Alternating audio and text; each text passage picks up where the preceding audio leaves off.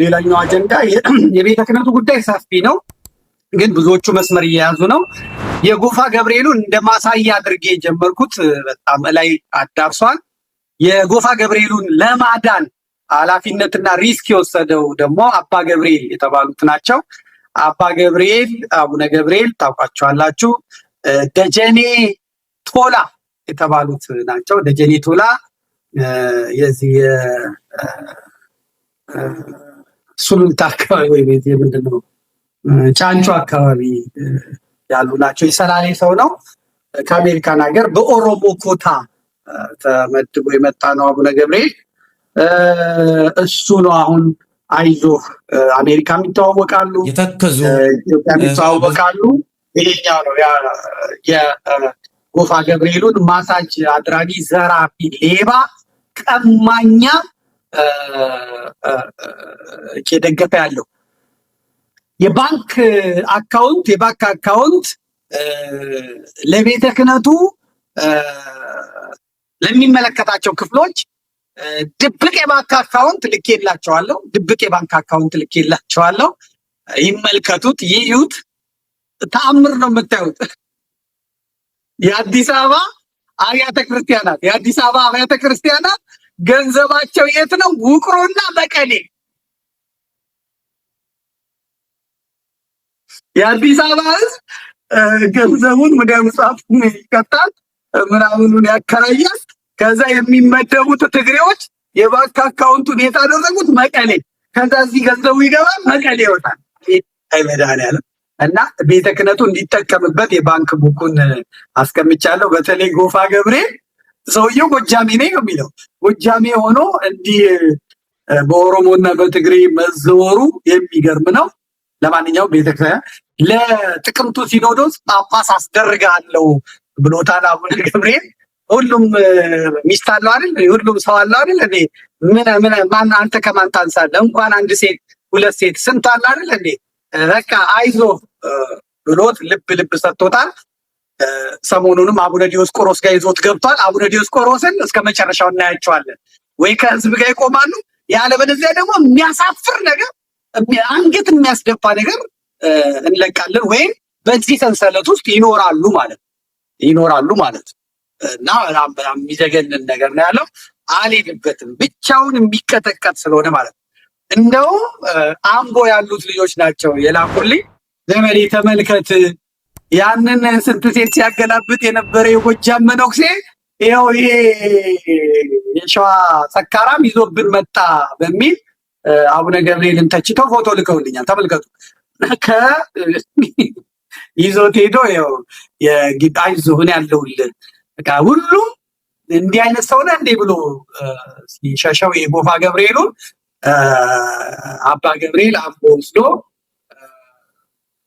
ከህዝቡ ጋር ቃል አይዞህ ኦሮሞ ላንተ አለ፣ ምንም የፈለገ ነገር ብታደርግ ኦሮሞ አለልህ የሚል ነገር አምጥቷ እናያለን። ይህንን ማሳጅ እንደዚህ የሚያሽ ቤተክርስቲያን ሲገባ በሜካፕዩን በምን ሽማግሌ የሚመስል ከዛ ኬፑን አድርጎ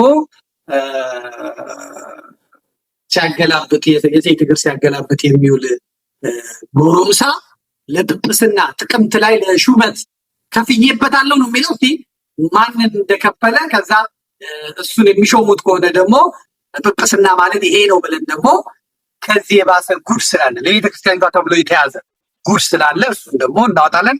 አባ ገብርኤል አደብ ብትገዛ ቢገዙ እላለሁ። አባ ገብርኤል ራሶትን ልጆች ቢያሳድጉት ነው።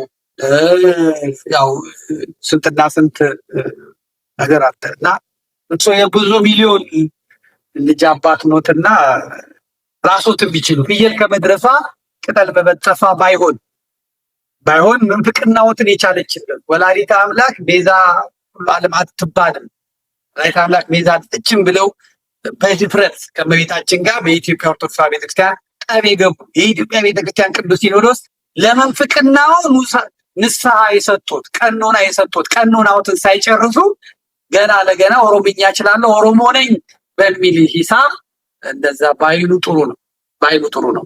ከመነኮሳት ጸብ የለንም፣ ከአባቶች ጸብ የለንም። ከመነኩሴም ከአባቶችም ግን ቤተክርስቲያኒቷን ወደ ገደል የሚከታትን ወደ መቀመቃት የሚከታትን አካል አንፋታውም፣ አንለቀውም ማለት ነው። አንፋታውም፣ አንለቀውም። ስለዚህ ይሄንን እንዲያዩ ይሄንን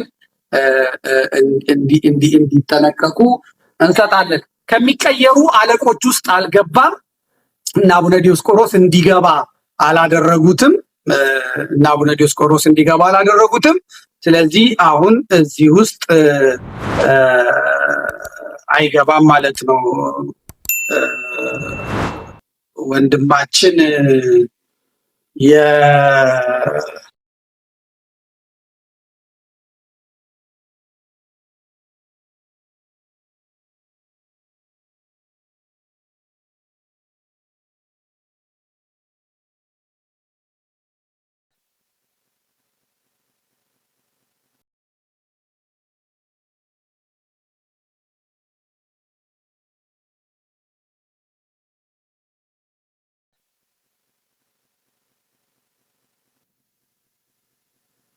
ይህን አላሳይም፣ የራስ ጉዳይ። በስመ አብ ወወልድ ወመንፈስ ቅዱስ ሎቱ ስብሐት ሎቱ ስብሐት። በስመ አብ ወወልድ ወመንፈስ ቅዱስ። እሺ ይሄንን እንግዲህ ጨርሰናል ማለት ነው። ይሄንንም ራሱን በቻለ በሰፊው እመጣበታለሁ። መነኮሳቱም አደብ ገዝተዋል። ለመነኮሳቱ ጥብቅና ለመቆም እነ መጋቢ አዲስ እሸቱ ብቅሏል። መጋቢ አዲስ እዚህ ጸብ ውስጥ አይግቡ፣ አውቃለሁ እንጀራዎት ነው፣ ቆርጣችሁ ላኩልኝ፣ ለእኔ ወዳጄ ናችሁ፣ ባለፈውም ነግሬያችኋለሁ የሆነውን፣ ለእኔ ወዳጄ፣ እዚህ ጸብ ውስጥ አይግቡ። እኛ ትክክለኞቹ መነኮሳት አባቶች መነኮሳትን የተናገረ የለም። እርሶ ስለማያዩ ነው ባለቤቶት ይሎት ይመልከቷቸው። እኛ እነዚህ ነውረኞች፣ እነዚህን ዘራፊዎች፣ እነዚህን አመንዝራዎች ቤተክርስቲያኒቷን የግል ሱቃቸው ያደረጉትን ቦርጫም ማሽራት መቺዎቹን ነው የተናገርነው። እርሶ ልክ ነው። በተጋበዙበት ቦታ ኮሚሽን የሚያገኙበት ገንዘብ የሚያገኙበት ለሰበኩበት እነዚሁ አስተዳዳሪ የሆኑ ሰዎች ይሰጦታል፣ ይናገሮታል፣ ይረዶታል። ስለዚህ አይግቡ፣ እንደዚህ አይነት ነገር ውስጥ አይግቡ። ካህንና መነኩሴ እኩል አይወዳደር። መነኩሴ መኖሪያው ገዳም ነው። ካህናት መኖሪያቸው ከተማ ነው፣ አብያተ ክርስቲያናት። መነኩሴ ቢያጠፋ እንኳን የፈለገበት ቦታ ይሄዳል። ስሙን ቀይሮ ነው የሚኖረው። ማጭበርበር ይችላል፣ ማታለል ይችላል። ካህን ግን ከነስሙ ነው ያለው። መነኩሴ ሚስት የለው፣ ድስት የለው፣ እናቴ አባቴ የለም፣ የሞተ ነው። አርባውን የደገሰ ሰማንያን የደገሰች ናት። እና አስከሬን ከሆነ በኋላ ተነስቶ እንደገና እንጣጥንጣት አይሰራ። አለቀ። በግልጽ ነው መነጋገር። ካህን ግን አምራች ነው። ጳጳስ የሚያመርተው ካህን ነው። ዲያቆናት የሚያመርተው ካህን ነው።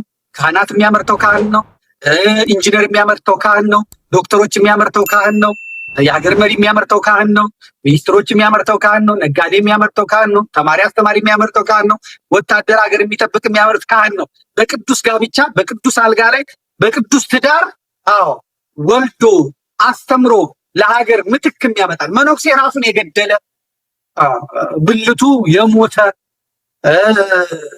የሴት ድምፅ የማይሰማ አኗኗሩን እንደ መላእክት አድርጎ ለሀገር ለወገን የሚጸልይ እንጂ በካህናት ስራ ገብቶ ሚስት የለኝም ምናምን እያለ ግን 40 ሴት የሚደረድር እሳቸው ገንዘብ አይፈልጉም እየተባለ ቢሊየነር ሆኖ ደሃ ሴቶችን ኢኮኖሚ ያደቅቃቸውን ሴቶች የሄደ እንግዲህ በጣም ይቅርታ እና እኔ ዘር ሳልተካ መሞት አልፈልግም፣ ይህንን ሀብቴን ውሰጂ ዘር ስጪኝ እያለ ካስረገዘ በኋላ ደግሞ እንዳትመጭብኝ ይላል።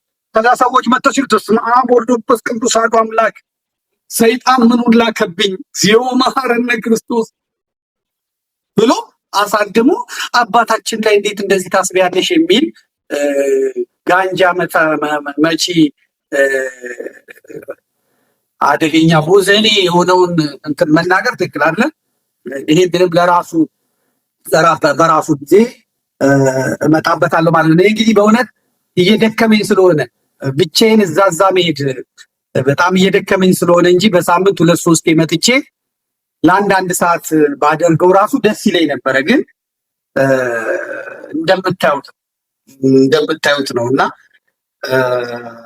በጣም ከባድ ነው። በጣም ብዙ ነው። አሁን የተላከልኝ ቪዲዮ ብለጥፍላችሁ ነው ምንድን እኔ የደረሰኝን ሁላ ደግሞ አለጥም። ስለዚህ አቡነ ገብርኤልም አቡነ ዲዮስቆሮስም ይጠንቀቁ፣ አያገባውትም። በዚህ በጎፋ ገብርኤል ጉዳይ አንድ ነው ማሳያ ያደርጉት። እንጦጦ ማርያም አልሄድኩም፣ እንጦጦ ኪዳነ አልሄድኩም፣ ሌላ ቦታ አልሄድኩም።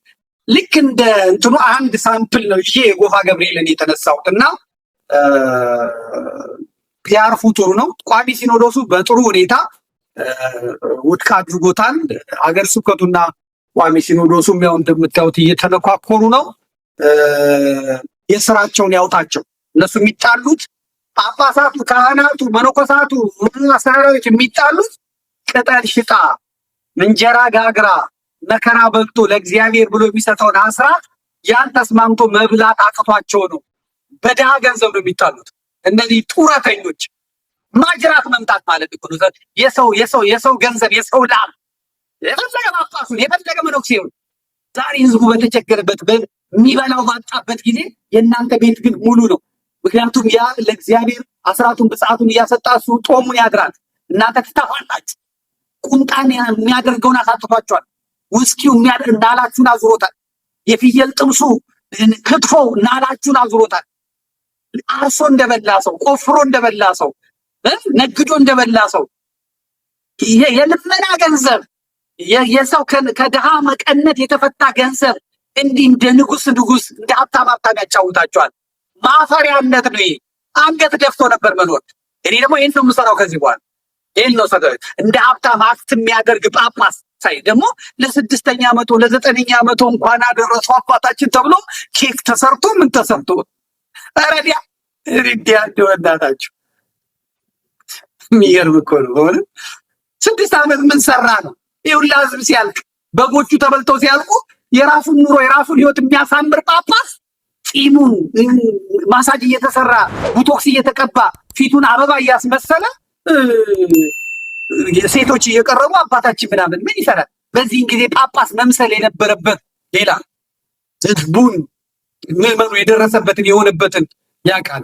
ጎዳና ወጥቷል። ሰው ለህዝቡ እንኳን ሞት ይብቃለት ስደት ይብቃለት የማይል ጳጳስ እንደዛ ብሎ ነገሩ ነው። ምን ሌላ ጊዜ መጣበታለሁ።